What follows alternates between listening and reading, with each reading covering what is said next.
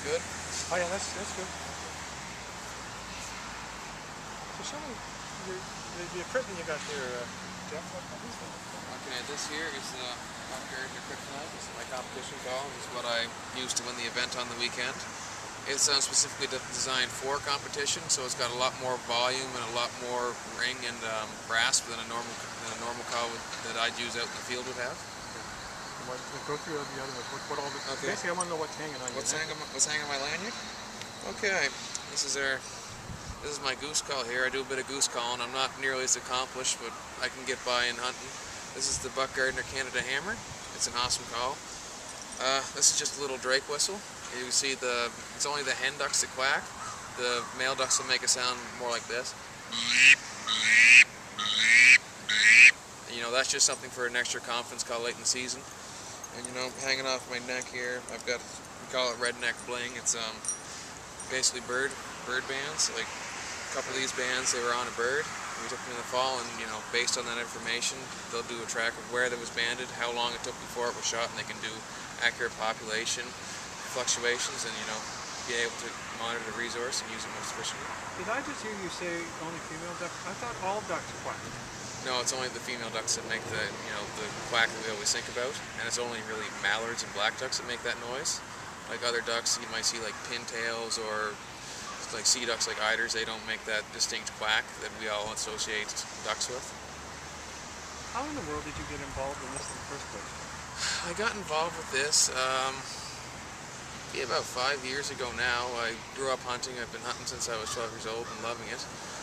Up the road from me there was a fairly well-known outfitter, Wild Goose Lodge, and he always shot in my father's fields, and the guys took me out every now and then. And one of them in particular, Glenn Gillespie, he was hosting a calling competition, and he came to drop by my house 2 weeks before a competition. He said, "Well, do you know how to blow this?" And I said, "No." And he sat down, gave me a 2-hour lesson. He said, "Yep, you're going in the juniors in 2 weeks. Good luck, buddy." That's how I got into it. Just how I got into it, and I've been going strong ever since. You do realize a lot of people might think it's kind of strange, kind of unusual.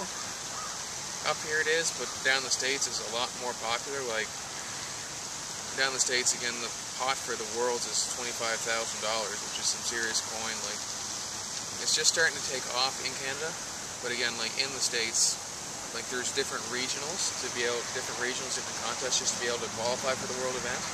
Most of these contests will have 60, 70 applicants, and they'll be at huge like sports expos, you know, and they're really, really popular down the States. But what exactly are you doing? Are you trying to lure a duck? Are you trying to imitate a duck? I mean, what's the purpose of it? Okay, the purpose of contest calling is not so much, you know, trying to pull in judges or pull in ducks. It's you're trying to impress judges and trying to prove that you're better than the guys you're calling off against. So basically, it's just a demonstration of, you know, discipline and being able to manipulate that call and do exactly what you want.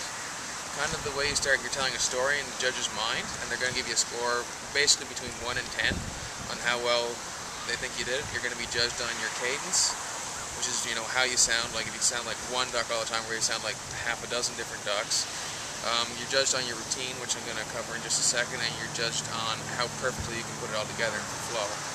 And when I say routine, kind of what you're doing is you're telling the story to the judge.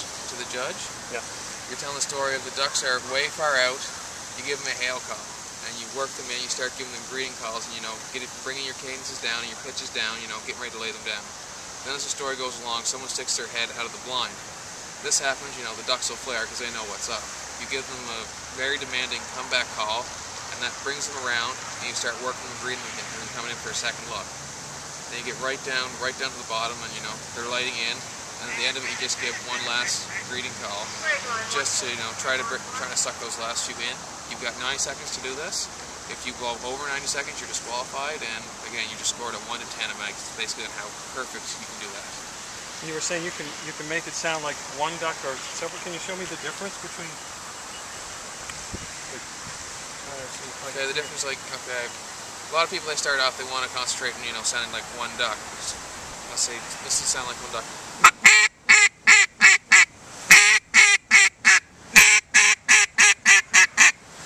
Again, you know, that sounds good, but it's not really realistic, you know.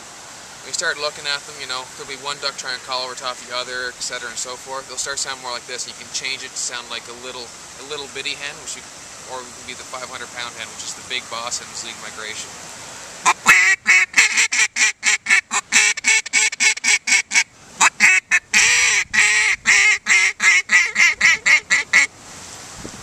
So stuff like that, just trying to change it up, you know. So you not sound like one duck, you sound like a whole flock of ducks.